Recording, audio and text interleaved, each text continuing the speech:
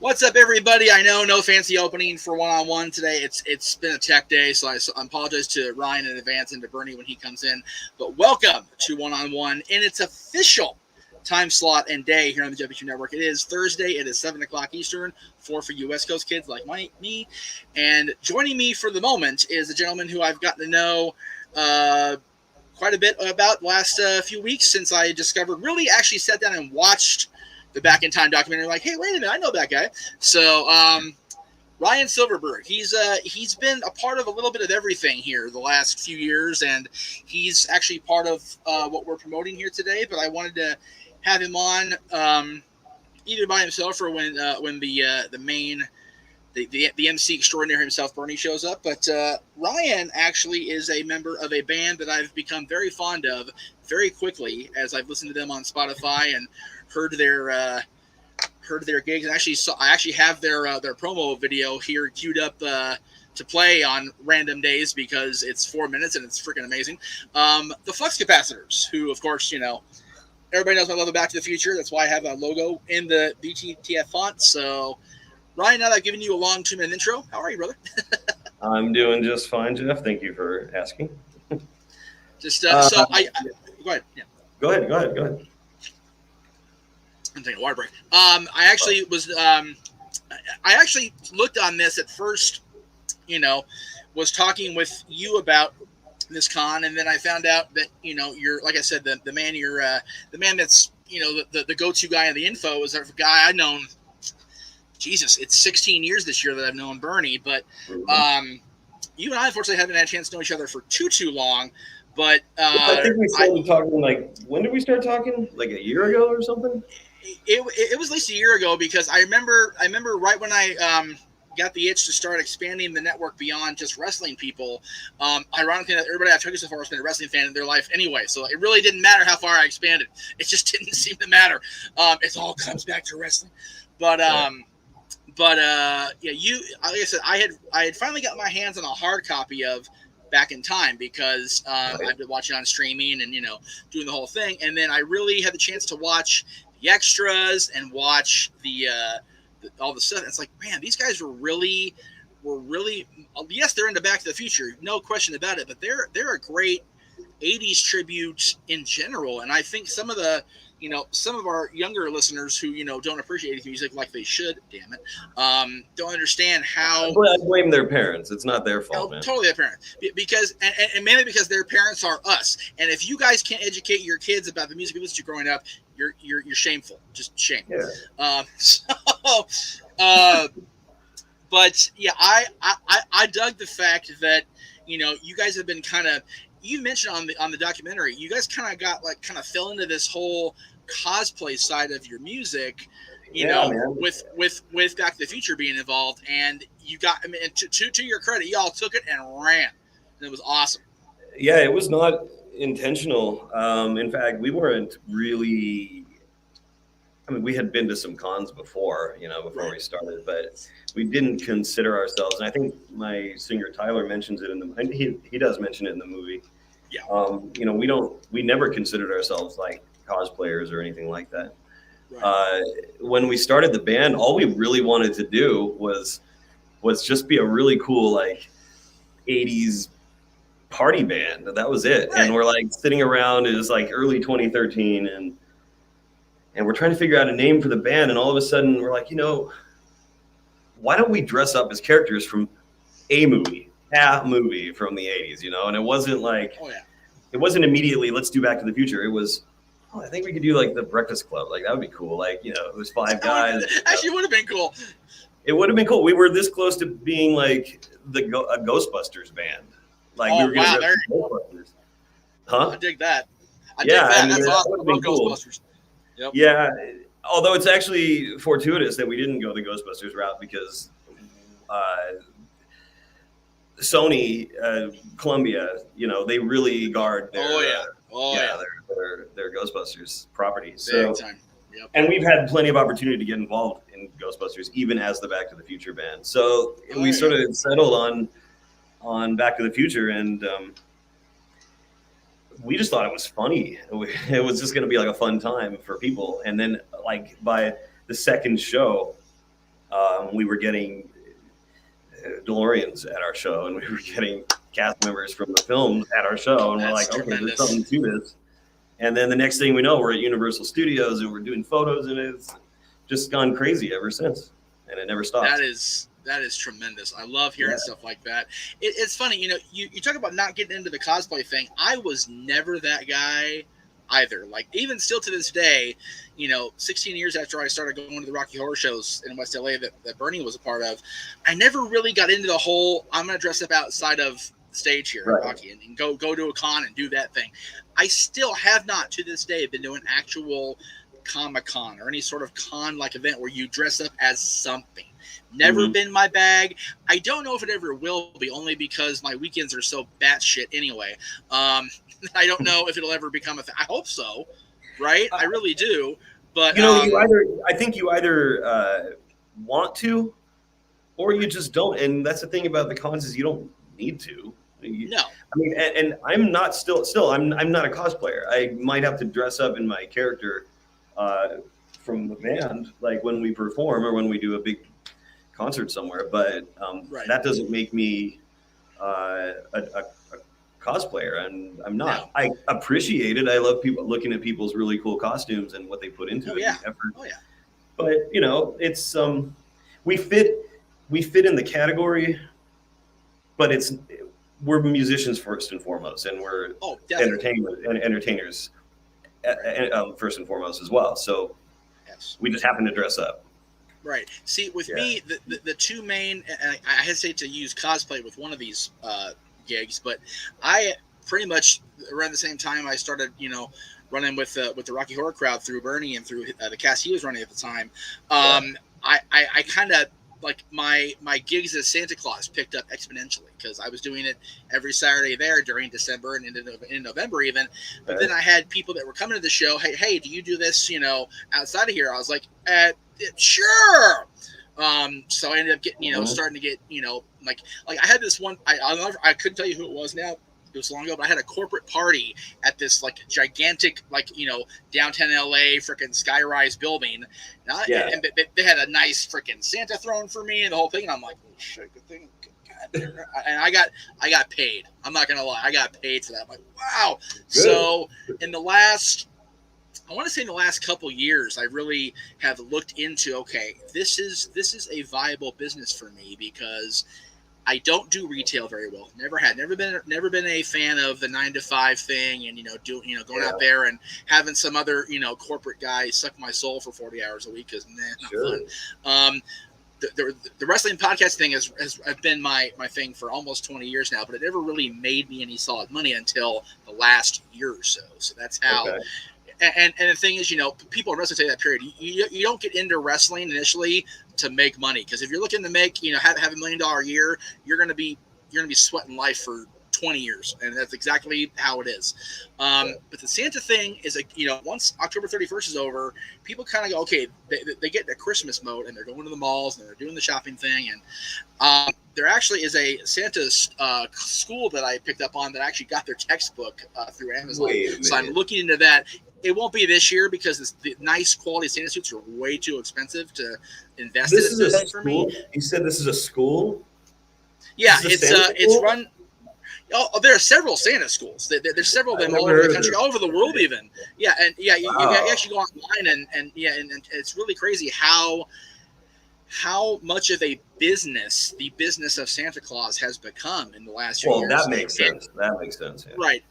And what's really funny is last year when I couldn't go to my friends' houses, when I couldn't go to these corporate parties because the COVID was a thing I think it's still going to be a thing in December. I'm not trying to kid myself. I don't think we're going to be near where we wanted to be this year. But I was able to get kind of like this with Zoom meetings and whatnot. I had a friend of mine who I've known literally since I was about this big, and I'm not kidding when I say that because she knew my mom and she was pregnant with me. Really small. So she and her family basically hired me to be Santa Claus since they couldn't all go see Santa in their respective areas of the country. I sat like right here in the middle of the screen and did Santa with everybody. Again, well-paid gig, nicely nicely accommodated, and I ended up her daughter is now my son's guitar instructor. So it just kind of all fell into place. It was really nice. And it's crazy how didn't. things happen, man. It's funny you say that, because I don't know if I told you. I definitely told Bernie. When I started booking you guys for this interview, and I started booking a couple of my friends in wrestling for their interviews, like all of a sudden I'm getting requests like, "Hey, can you have me on your show?" And I'm like, "Really? Like, you don't do wrestling?" "Oh, that's okay. You're doing more stuff." I'm like, "All right, I'm booked now through November 1st. Like, I have an interview show every Thursday, which I think is so awesome. It takes time to get there, man. It does, and it doesn't just come to you, so you got to work for it. No, and I didn't appreciate how much work I had to put in until I started putting in the work. It's like, hey, this is why it hasn't happened, because I hadn't put in the work. And speaking of the guy putting in the work, dude, this guy has been the hardest working man in show business, I feel like, for the better part of my entire 16 years knowing him. And let's go ahead and bring him in right now.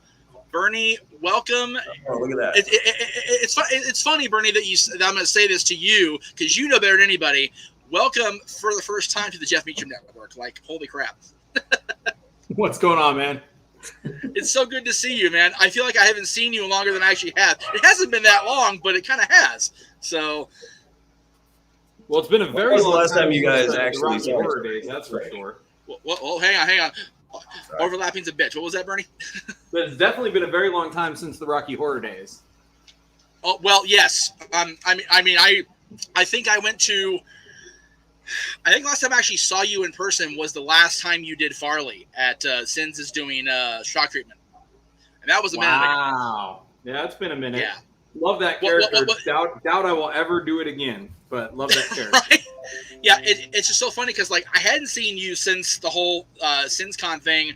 I didn't go. It was whatever it was for you. I hadn't been to Sins except for alumni nights, and I figured, they're doing shock treatment. There's an off chance Bernie will be there, and sure enough, there you were, and you ended up getting called in duty, which was so cool to see you do that. So, but yeah, as far as knowing each other, Ryan, you know what's funny is I'm friends. So the lead, the guy that played Farley and also Brad, Clifton Young.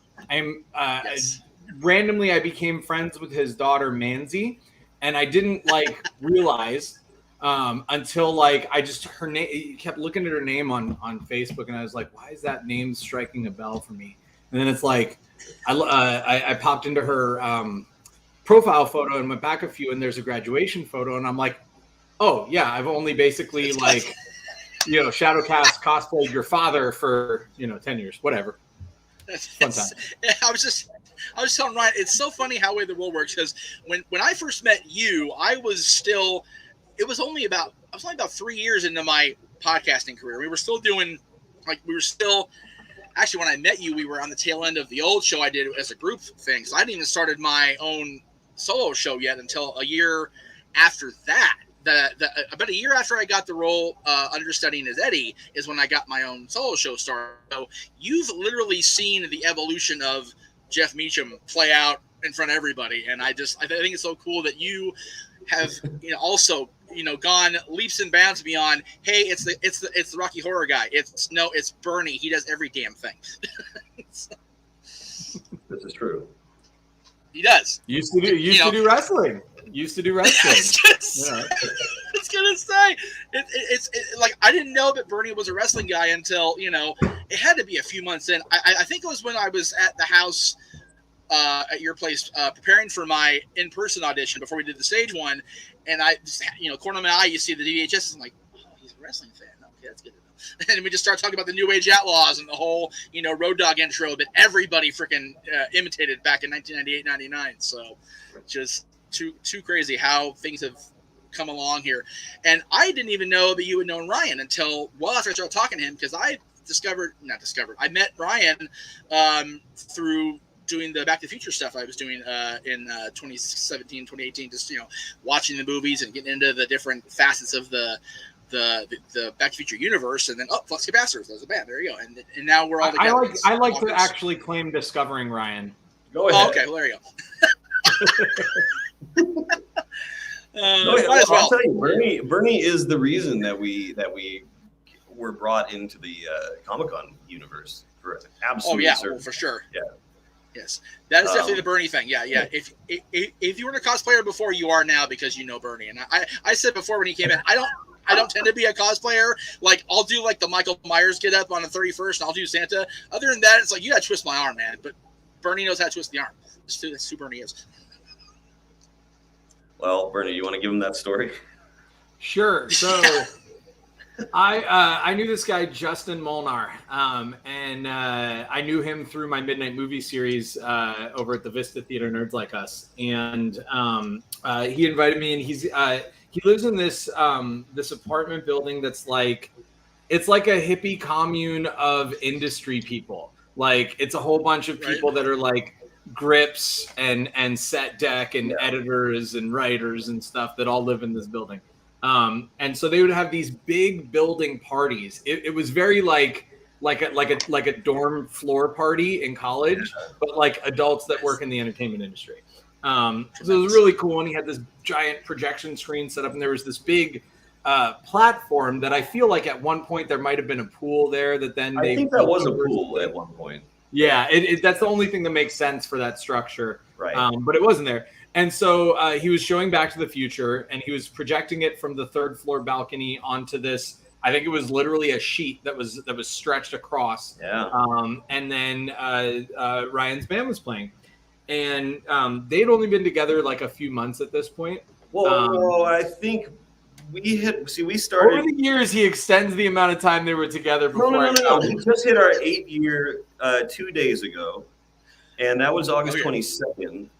However, 4 days ago. And then, but we had actually started in like April of 2013. And it was in 2013 that would have been that I'd seen you guys. It was that summer. It would have been probably 2014 for sure. Because because by 2014 we were doing events together. 2014 was when anymore. I don't remember anything anymore. Ryan, 2014 was when we had January was when we had the meeting at Ohm with, He Who Shall Not Be Named and all those people. And then February 2014, and that was like the early going. And then February 2015 is when we did the House of Blues show. Okay, it may have been late 2013. And actually, no, I take that back. It was I believe it was February 2014 was the House of Blues show. But then it wasn't until the fall when we did the LA Comic-Con Kamikaze show, and I whipped it out and said, "You don't know what you're doing. These guys are awesome. I'm putting them up," and then the rest is history. But anyway, so I found them doing this little show literally in a backyard. And I will say this: I was recording videos. I was sending it to my old business partner at the time, who none of us speak to. And I was look at these guys, they're amazing. And he's just like discrediting and discounting whatever because he's arrogant and he was probably drunk. I'm like, whatever. Yeah. And then I'm sending videos to my dad, who used to engineer Toto, and I'm sending him videos of them doing Africa. He's like, "Oh, these guys are great." I'm like, "So what the fuck's the other guy now?" Right? Yeah, exactly. Ryan, I've learned in 16 years. Bernie, if you're trying to question Bernie's memory on anything that makes him money, no. He remembers all. I should know this by now. Right? Yeah, seriously, both of us after all this time. But yeah, you and I were talking just kind of half jokingly, like I didn't realize again how far Bernie's family even went into my own weird ass fandoms. Like, he's got a great uncle who was in Oz with Dorothy, and he's got an aunt by marriage who's on Young and the Restless. And I'm just like, dude, Bernie knows like every part of my life. This is the weirdest damn thing I've ever seen. And you're in the ballpark with some details. My great grandpa was the great grandfather. His son Jack Haley Jr. produced That's Entertainment and Ripley's Believe It or Not and a bunch of other stuff. Yes. And then my aunt, who is my father's half sister, same father, different mother, is Tracy Bregman, who's on YNR. And for a while, Jack Jr. was married to Liza Minnelli, so she was my great aunt at a point. Right. Yeah. It's wild. Yeah. But it's so funny because when I first started, I mean, and Bernie knows this because he knows my son's mom. He's known her long, and he's known me. I'm sorry to say for him. She spent the first 6 months of us being together going, you gotta go, and I'm like total like white guy, oh, that's gay, I ain't going near that shit. And then she drags me down there, and of course, I haven't really stopped, watching the movie. I haven't been in a while just because Saturdays are a bitch. You guys know I'm in the work hustle never stops, even on weekends. So it's just a matter of trying to get down to Santa Monica, Long Beach, wherever I end up having to be, to go see it. But yeah, it was awesome to see that once I got into that universe, how much Bernie was willing to work with the people he was working with, but being on that cast, being on whatever it was, and help them grow and be a better performer. And I've noticed that's come out of people he's worked with the entire, God, like I said, 16 years that I've been known him. Everybody seems to come out of working with him better than they were, and I think that's why things like this convention are so popular and so successful, because they've got Bernie's eye for talent, eye for entertainment, and eye for making money. Behind it. 2 eyes. He has 2 eyes. Yeah, well, at least 2. I swear Bernie has eyes in the back of his head when he's running the convention, because he sees everything. It's and one of those things. So the money is never really the focus, but I do believe that you'll be successful if you pay attention to quality and detail, and if you listen to your audience. Like, just give the audience what they want, whatever that is. Just pay attention to them, and then you'll find yourself in a pretty good position, and you'll probably be successful and make money along the way. But it's I try not to work with people that are like such strong artists that they're like forcing their vision on the audience. And it's like, sure, credit them for their creativity and their will and some of those things, but like, if the audience is telling you one thing and you're trying to go this other direction, that's just not a recipe for success or even for a good time. Like, it's so hard when there's a struggle and a clash like that. And that's why, like, I've had different partnerships that where maybe someone was really strong at something, but ultimately the vision clashed. And I would exit those partnerships and find people that had a matching vision, because then it's easy. Like our group, Experience Level Entertainment, like when we get into the chat, it's awesome. Like we all want to get to the same goal. We all have really fun ideas. Like, debates are over the most minute details that we would win either way. It doesn't matter. It's just about what we think we can execute or what's more timely or whatever. And so it's really about, again, listening to the audience. What do they want? Give them what they want. Don't get too wrapped up in trying to reinvent the wheel, and don't try and like exert your will on other people. Just kind of go with the flow. Yep. To tie it back into wrestling, because this ultimately is a wrestling channel. You guys are both. Bernie, I know you were. Ryan, I forget if you were, so I apologize if I'm wrong here. But having been a wrestling fan at some point in your life, I know, Bernie, you're not hardcore into it anymore. And again, Ryan, I apologize for my lack of memory. That's okay. There. I haven't watched wrestling since the cartoon went off the air. Okay. Okay. So you're a fan back then too. Very good. Exactly. So both of you were fans, and now you're not. And there's a whole thing right now going on where the current audience, which is me included, because I got to do this shit for a living apparently, but the WWE is like seemingly like not doing exactly what Bernie just said. Listen to your audience. They'll tell you what you want. And SummerSlam Saturday night, we've all been bitching for years to turn Roman Reigns heel and make him the guy that we want him to be. And now that he is that guy, people are still seeming to shit on the product. And I found what you said so interesting, Bernie, as far as give the audience what you want, because the entire family, Vince and Shane and Stephanie and Triple H, all went out there 4 or 5 years ago and said, okay, we're going to give you what you want. You guys are now the authority. You guys tell us what you want, and we'll do it. And that's been a complete load of shit. So I found it just so fascinating that you said exactly what the family said, and yet you guys, are doing very well in, your area of expertise, your area of marketing, and the WWE audience is slowly turning to TNT to watch AEW, tuning to the other channels to watch the other companies. I find that so fascinating. So I have up-to-date thoughts on this, actually. So even though I haven't been a regular watcher in a long time, I probably hung on till kind of the rise of John Cena, who, by the way, I knew Right. John Cena when he was in UPW, and I did some work over there, and he was called Prototype. Both of us, brother, absolutely. Had all the physical gifts in the world, but couldn't say a word on a microphone. So much so that, you know, they had to tote him out with whatever pretty girl we could find as a valet, including my friend Cassie, you know, or anybody else that could take the mic for him because he couldn't cut a promo. Now he's like, I can't wait to watch that Hulu thing that he's in, the Vacation Family or whatever it is. Looks hysterical. Like, he's so good now. He's so funny. Go ahead, I'm sorry. We all know the problem, right? The product got watered down when Vince bought everything and there was no more competition. And competition breeds the best in high quality product, right? And all of them can coexist. Like, I had a cable splitter, I had Nitro over here, and then Raw started an hour in. You know, I was doing that. It was great. And as soon as they merged, there was no way, because you kept, you know, obviously we all wanted to see some of those people in the same ring, but there was no way to be like, would they try to do like Monday is WWE and Thursday is WC, whatever that was all garbage, right? They needed to have it be, you know, something more like the conferences in baseball or basketball, where they play, you know, in their own group a lot, and then only, you know, for major pay-per-view is there somebody sends their warrior from each side and they clash and do whatever.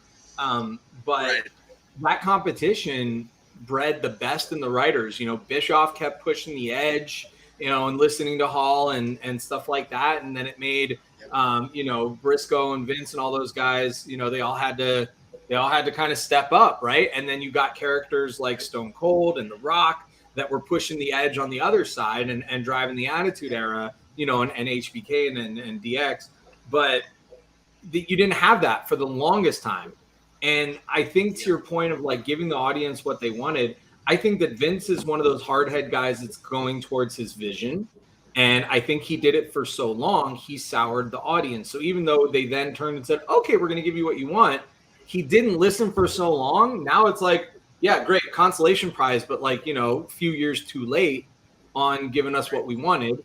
And I also hear that they kind of push Triple H to the side, and it's like, you know, some other people in the organization are making more of the decisions, and that's not healthy for it. But ultimately, they are going to get hurt by the rise of AEW. AEW is doing something we haven't seen since the glory days of WCW's height and maybe a little bit of the ECW height.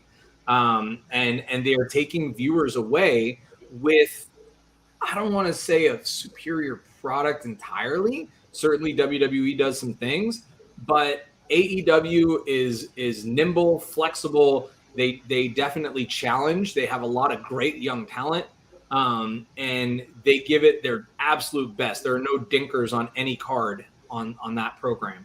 And there's some personalities that are really intriguing. And how many people wanted CM Punk back for the longest time, but Vince's ego wouldn't let him go get that dude back, pay him whatever he wanted. That popped the other night. That's the loudest I've heard anything for anyone in a very long time. One of the things that I would take it back to was when Jericho crossed over and you had the Y2J countdown, and he came out and we didn't know what was going to happen with him. And The Rock is cutting a promo. We all knew it was Jericho, right? We were just waiting for information, but we there was a minute, I think people thought it was Taz, but then it became Jericho, right? And we all knew it was him coming, and The Rock was the biggest thing in the world at the moment. And the countdown came on, you know, and break the walls down, and it says Jericho. And that arena, whenever you watch that video, just exploded. And I haven't hear this visceral pop at the Allstate Arena. And we call it the Road Warrior pop in the business because the Animal Hog always used to get that big pop, especially in Chicago. So that name goes across that Tron. You hear this big, you hear it like growl out of the arena. It's ridiculous. And it was different. Same thing happened Friday night. Difference, though, is when Jericho appeared, he had new music for WWE, and you had to wait until the screen said Jericho, and everyone went bananas, right? When you watch what just happened the other week with CM Punk's return, is he's using a licensed piece of music from why am I blanking on the name? It's Cult of Personality is the song.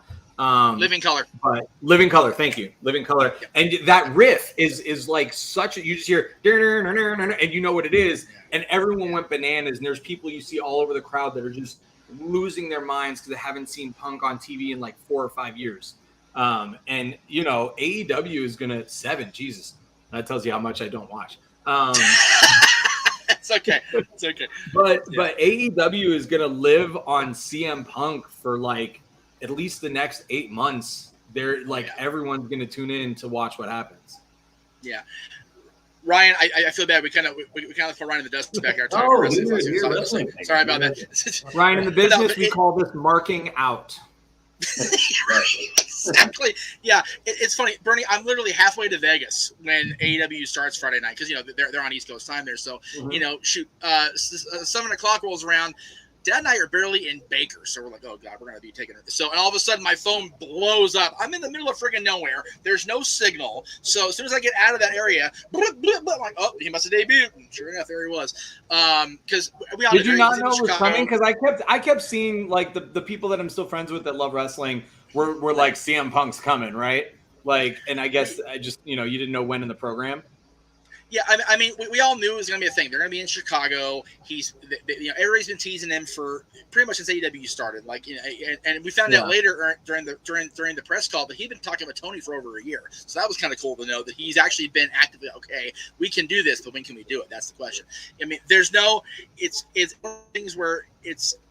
You know you're going to be in Chicago. You know you're going to be in an arena that is going to be nothing but CM Punk loving. So let's just make it happen there. And it's funny, you mentioned the guitar riff at the start of the song. It was the freaking the little graphic. Like as soon as they heard that, like that whole place, you could hear the United Center explode from Los Angeles. It was just big, huge. You know, it's one of those things where every time you heard that music, by the way, that matches him to a T, and you know what he does to the crowd and a cult of personality. Like, it's just one of those, you know, one of those details, like I talked about earlier, how like it's little details and things and nailing that to the nth degree. And that song just fits him perfectly. Well, it's funny. He used it in the Indies for a couple of years before he actually signed out of Ring of Honor with WWE, and then he had that one song. It was actually it was a cool song that he used, but it wasn't him. And then he did the whole thing where he won the title and went away for a couple of weeks. When he came back, and that song hit, very few WWE fans were like, "Okay, what is?" You know, he's like, "Who is this?" I'm in the room going, "I know exactly who it is." And when hey, Ryan, out there, I think you guys need to play Cult of Personality, and if Tyler doesn't like it, I'll sing it. Yeah, I'll be right there doing backups. I can't sing it. I love that song. That's a great fucking play that already. I'm sure of it. All right, perfect. You want to do it? I love it. Let's do it. So it's fun. It's funny. We talk about, you know, adapting to your audience and, you know, listen to what they want. Ryan and the Flux Capacitors have very much been the same way as far as, you know, the core audience, they come to see you guys. You're in the Back to the Future costumes. They want to hear Power of Love. They want to hear Back in Time. But you guys play an entire variety of 80s stuff. I think that's really cool that, you know, I was talking to Ryan before you came in, Bernie. You know, the kids, the younger people watching this show don't appreciate music. And Ryan made a good point. Well, it's because their parents, like, yeah, but their parents are us, though. So we're failing those kids that we're bringing up that are going to these shows going, you know, we don't like this 80s stuff. Like, that's our generation. How do you not like this stuff? I think generally it would have been the parents who weren't into this stuff when they were kids either. You know, it's terrible because it is what it is. The 80s music, I'm sure both of you will agree, you know, people either really love most of the 80s stuff or they really hate most of the 80s stuff. Like, didn't happen. Don't want it. But, you know, your audience, Ryan, and, you know, and by association, a lot of the con audience that Bernie brings into the different things he does, you know, they are very much, as much as they're into cool new things, we are all retro lovers, and 80s music is so retro now. It's that 30-year cyclical thing that always happens, and now we're coming. Now there's an even balance of people enjoying 80s music and being nostalgic for 90s music. So, you know, we're bringing some of that into into our sets. And, you know, I think we were a little pigeonholed by the whole Back to the Future thing. And believe me, it's not a bad pigeonhole, but we are an 80s band before we're a Back to the Future band. Like, we love Ghostbusters and Explorers and Goonies as much as we love Back to the Future. We got, you know, we just became the Back to the Future band, but we play that nostalgic music from all the, like like all the different movies from the 80s. And that's why we've been involved, brought into the Ghostbusters world and the Stranger Things world. I mean, these days, that stuff is in, and it has been for quite some time. So, yeah, We're giving people what they want 30 years later. So, you guys do play some banging 90s stuff too. Every time they play "This Is How We Do It" by Montel Jordan, the place just goes bananas. Oh, we just did "It Wasn't Me" by Shaggy the other day, and that song does not age well in the PC world, but damn it, it's a fun song. I'll tell you what. It's a great song, man. I mean, and I did the big rap, the big Rasta rap thing, and people were like, "Oh my God!" Like, didn't expect it to come out of like a white. Most songs don't age into the PC world, Jeff. All those songs are about getting girls and true. People, everyone's into substance abuse and mental emotional abuse and stalking. I have found I found it so dismaying, yes, but fascinating also how much and Bernie will appreciate this more, the Rocky Horror culture has changed the last 10 years or so. It's just like it's not nowhere near what it was when you first started going. I dare say even when I started picking up on it and really get into it, it's a whole different version of the phenomenon now, because you can't, like, that whole culture is just so shot out of the sky. Some would say rightfully so, because of how far that movie, how far that play, how far that experience goes. But we didn't go to Rocky Horror at midnight when we were younger, or even in my 20s at that point, to go just sit down and watch a movie. That wasn't what it's about, and it seems like that has evolved in the wrong direction for me personally. What I always say about it is, and really, like, I think it's this all goes back to the Me Too movement, and You're right. Because that made a lot of us like listen more and learn more. And then when you start peeling that onion back, those layers come back, and you learn some things. And you're like, ooh, kind of cringe. Yeah. And there's some like look, I like edgy humor. I still laugh at edgy jokes that are like not appropriate or whatever, because I still can find the humor in that stuff, while at the same time being mature enough to go, okay, but in the real world, this shit is fucked up, and I don't support that, and I will be against people that do these things. But some jokes are still really funny, and they're funny because somebody has the chutzpah, as my mom would say, to say that in front of an audience. You're like, oh my God, I can't believe they said that. That's wild. Like there's so many comedians that made their whole thing on that. That is all of them. Andrew Dice Clay, friggin' Robin Williams, even. Like if you watch his old stand-up, I was just gonna say, and we love him, right? But but then Chappelle gets banged on for saying some things, and people like that. But anyway, I think with Rocky Horror, like when it started changing, and it goes back to what I said about appeasing the audience, right? The audience also changed, and the people that go to it started changing. And I agree with them on the point that we didn't do a good enough job of making it as inclusive as it could have been. And it wasn't that we did anything intentional to not do that. We just didn't understand enough to know that there were things that did, there was people we weren't appealing to from a lack of action, right? We didn't do anything specifically to turn them off. We just didn't do anything to turn them on.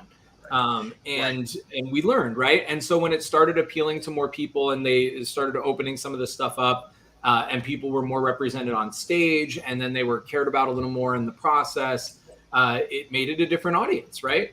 And that's not a bad thing. And even though I have my preferences to, yelling like crazy shit in the theater, and those days are gone, and that's okay, because I'm not the audience anymore. Right. It is right for the people who need that in their life right now.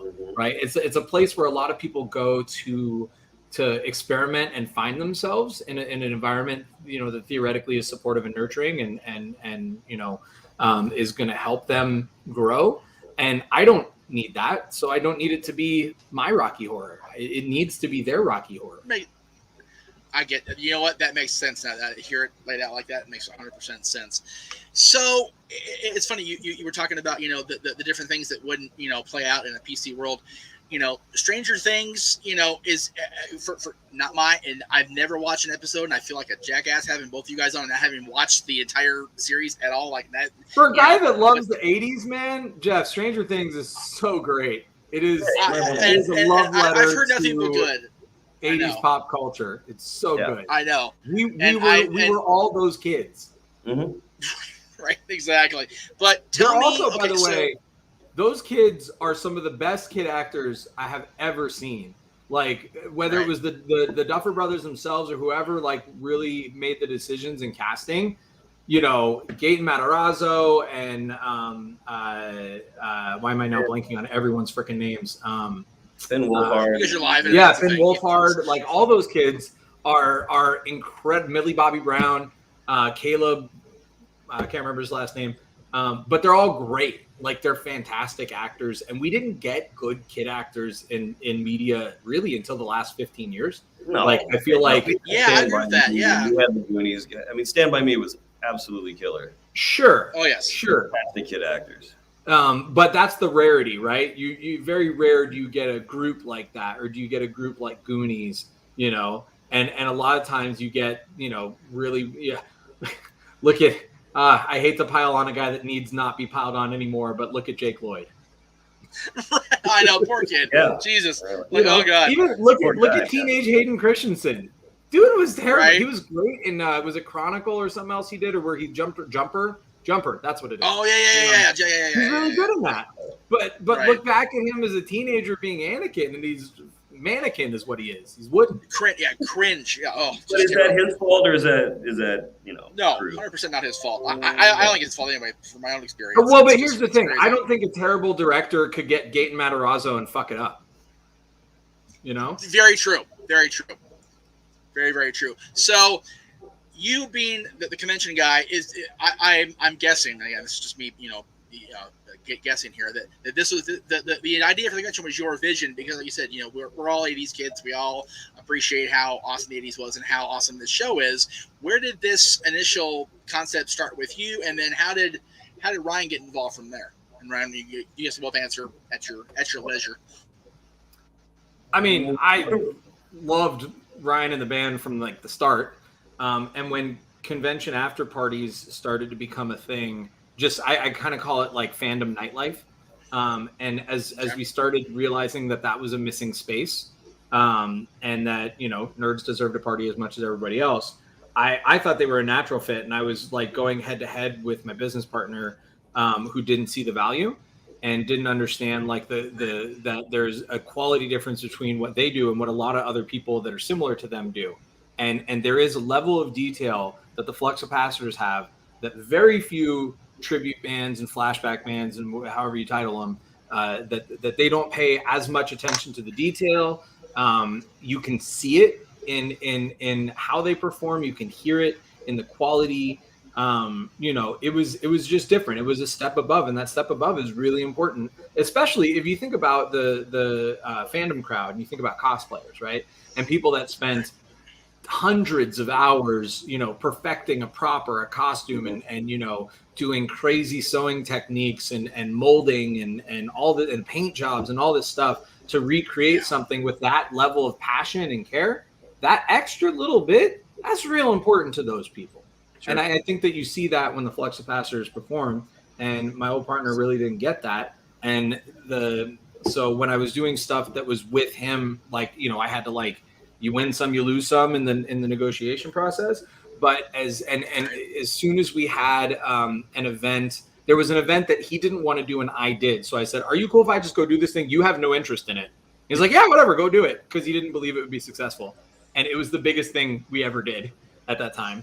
Nice. And you know, and so since I was booking, I brought them. I said, "Hey, come do this thing. It's going to be huge, right?" And so we played at the Novo. Which actually at the time it might have still been the Club Nokia. I think the first year. Yeah, it was Nokia at the time. Yeah, right. And so in LA Live, it's a venue that a lot of huge fans play in. And it was the first time that we did an LA Comic Con after party. 2014. 2014. Yes. And then I also had them. The way I scheduled the performances and stuff was different than we normally would do a show. And everyone was like not buying in. I'm like, guys, just please trust me. I got this one. I really do. I promise. And it was huge. It was so huge. And it was the one and only time I ever got an apology from that partner was 2 days later, after there were like hundreds of Facebook comments like, bring the flux capacitors back next year. This thing was huge. And he's like, Ryan's gonna die at this impression. He's like, dude, you were right. Flux capacitors are awesome. The audience loves them. We gotta have them. We gotta have them. Oh man. And so we ended up doing that year for Los Angeles Comic-Con, which was at the time Stan Lee's Kamikaze Expo. Right. And then we did it again the next year, and we did it again the next year, and we kind of became like this sort of house band for the convention. Then we took a couple of years off, and then I guess it's history from there. Then X Leveling starts, and I think Bernie should take over from there. Yeah. So, me and that partner broke up, and I was doing some other things. But I really wanted a team, right? And I've always been big on the sharing, and team is going to, you get more with a team than you do with an individual. And so I had done a couple of after parties in San Diego with Dante Basco. Rufio was my DJ and my partner on one of them. And we were doing these things, and they were really great. But I wanted to do bigger and better. I needed to have a team to do that. And then I worked on Stan Lee's birthday party that Legion M was producing, and I was the individual producer of that party for Legion M. And Flux Capacitors played that show. And we transformed the mansion that was mapped for Tony Stark's mansion in the movies. It's the Electric Courthouse. It used to be owned by Megan Ellison. And it's up in the Hollywood Hills. By the way, for spoiler alert, Tony Stark's mansion was never actually in Malibu. It was, it was a soundstage. Right. But anyway, but the house that they mapped to build does exist, and it juts right off of the Hollywood Hills in the Mount Olympus neighborhood. And so we did it there, and I knew this group, Damn Good Shindig. I had been talking with them about some stuff, and I brought them in to do a scenic photo op where they turned. They did the living room as a museum of Marvel, and they turned this room into like this really neat Groot display where there were branches coming out of everywhere, and we had a Groot cosplayer doing photo ops with everybody, and it was just fantastic. And I was like, I want to be doing stuff with these guys, right? Right. So the next year, like I did party. Literally that week was Comic-Con week. That was a Tuesday night. Wednesday we were in San Diego. I didn't even sleep between that and the next one. And then that Thursday night I did a Comic-Con party, and then I was like, yeah, next year I got to have this team do it. So the following year we tried out the very first Ready Party 1 in 2018, and I did 2 nights. I did Ready Party 1 with this new team, and I already had a pre-existing agreement to do a different night with another group. And even though both were very successful parties, it was just a tale of 2 totally different experiences, and one was way more fulfilling. And that was the one with the team that is now Experience Level Entertainment. And it was just a creative process where we're all vibing. We all want to do the same kind of things. We all have that eye for detail. And if one person would throw an idea out, and then another person would like go 3 tiers down with the detail, right? And then we'd look at something, we'd be building something, and someone would be like, no, do this and this and this, and it always improved it, right? So everybody on the team just has that passion and that eye for detail, and it's tremendous to work with a group of people like that. That is so reassuring to me, because like it's funny, you guys mentioned the Kamikaze and stands and stuff. It's like I've always been like on the cusp of going to these, and then work came up to where I couldn't go, and it's like it's amazing how long we've known each other, Bern, and how many times we've almost crossed paths again in our world outside of the New Art Theater, but it never happens to be a thing. I'm so glad that I was able to get you on here. Psychologically, Jeff, if you'll think about this, think about it later, and then come back to me with a conversation. Okay. But all right. A lot of us, myself included, but a lot of us that were a part of that group were very content because it was the first place we found ourselves. We were very content to be whatever size fish in that little pond and be like, this is great. I've never had something like this. This is totally great. I'm good just doing this. And for me, it was really my ex-wife that kind of broke me out of that and was like, no, there is a bigger world, and you can do this bigger in this bigger pond. right? And it'll be fun and fulfilling, and you'll have new things, new challenges. And I was kicking and screaming as I was dragged away from that Rocky Horror Pond. But there is such a big world out there if you will take the risk, get out of your comfort zone, and dare to dream just a little bit. But I might, for years, God, I should have jumped in so much sooner. So much sooner, but you got to be willing to take the risk. And for a long time, I wasn't willing to take the risk. And then the moment came that I was. It is so funny you bring her up because and again, this is going to sound really cocky, so I apologize in advance if it does. A lot of us that, think in a way that we were friends with you and we know you really well, we saw the shift. The minute you guys got together, we saw that your brain just completely go a different direction. Like it was definitely, before her, it was, okay, Bernie's a Rocky and that's cool. After that, it was like, dude, Bernie got it. And you allowed yourself to not be pigeonholed anymore by one thing. And it was so cool to see that. And it's funny you mentioned your ex, because coming up at the end of September is a mutual friend of both of yours and of mine in recent years.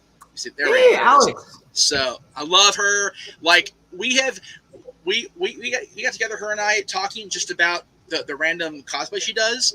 Now we're both, okay, we're friends, we're Disney nerds, we're dorks, and it's a beautiful thing. And I've been working on getting on her on the show for a year.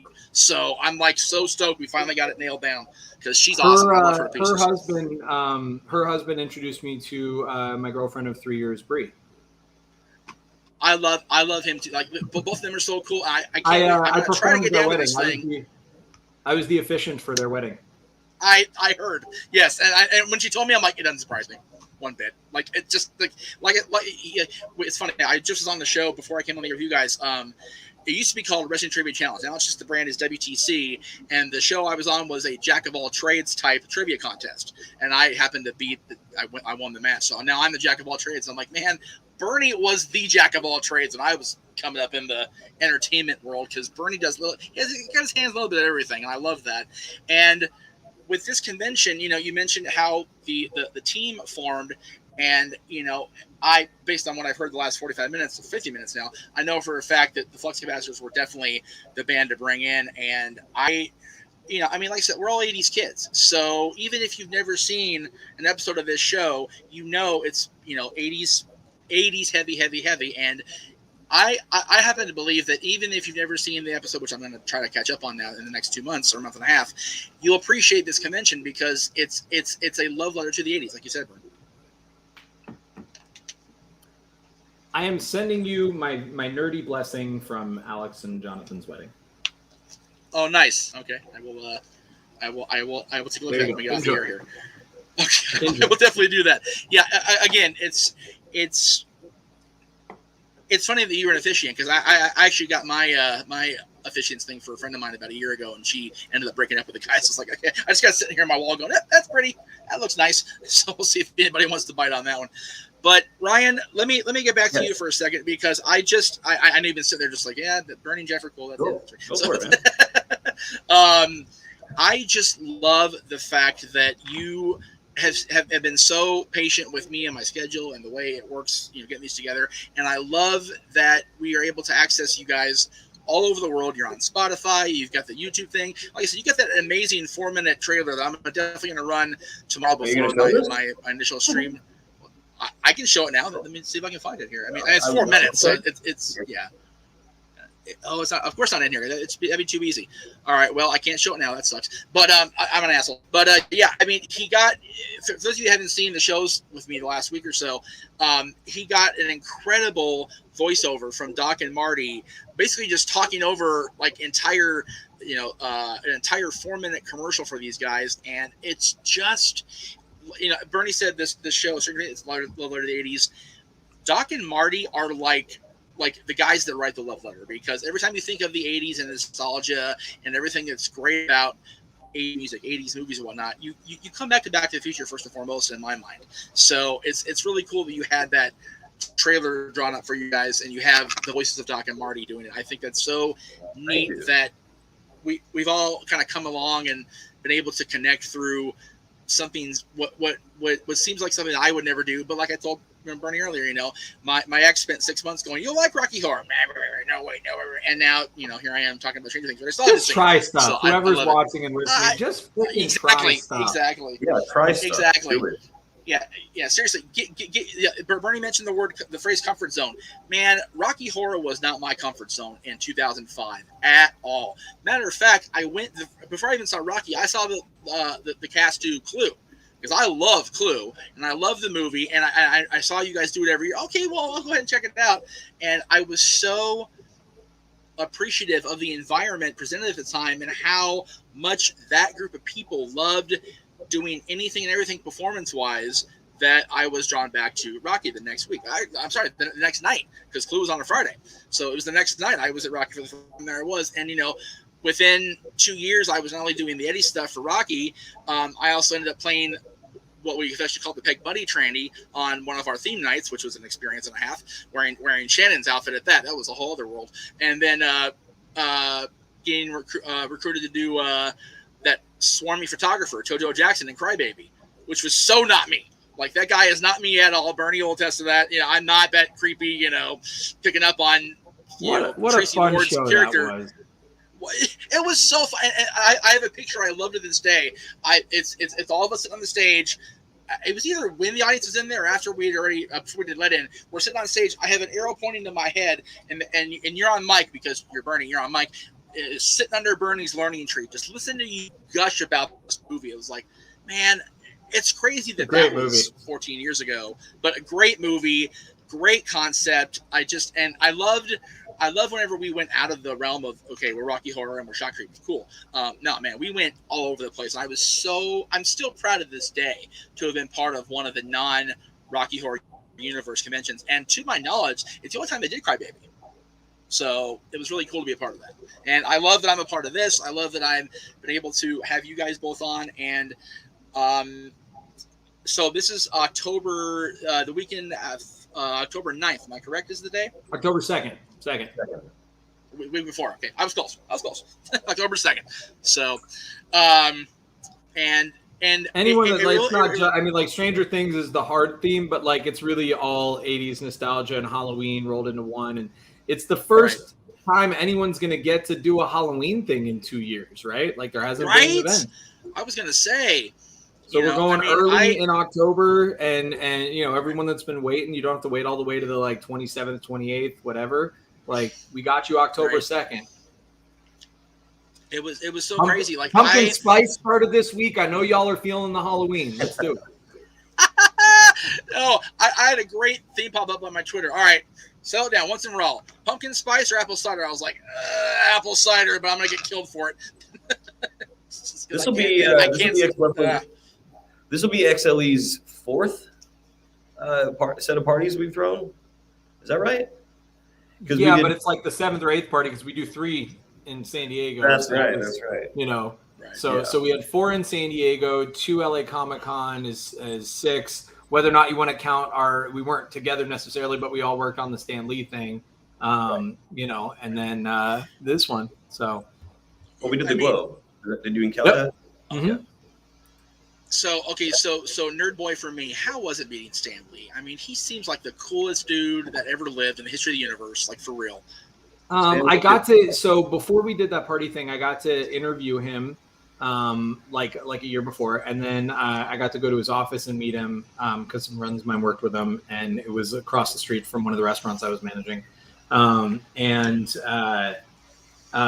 He's just like he really was as presented. He's like your funny old uncle with great stories. Exactly. He was really, really sharp with storytelling, like even at 95. Maybe like all the cognitive wasn't there like in the moment, but like once you got him into a story, like his mind just like exploded with electricity, and he is a really fantastic storyteller too. Like I asked him. The interview was 2 questions, but it was 5.5 minutes because he's just one of those like expounding storytellers. Yeah. And I could see like an assistant was like, wrap it up. I'm like, how do I stop him? I don't know. Like Stan Lee, what do you want me to do? He was awesome. Like, Stan Lee can talk as long as he wants on our channel. Shut up. Stan Lee for crying out loud. Stan was great. He was so friendly too. Yeah. Just a friendly guy.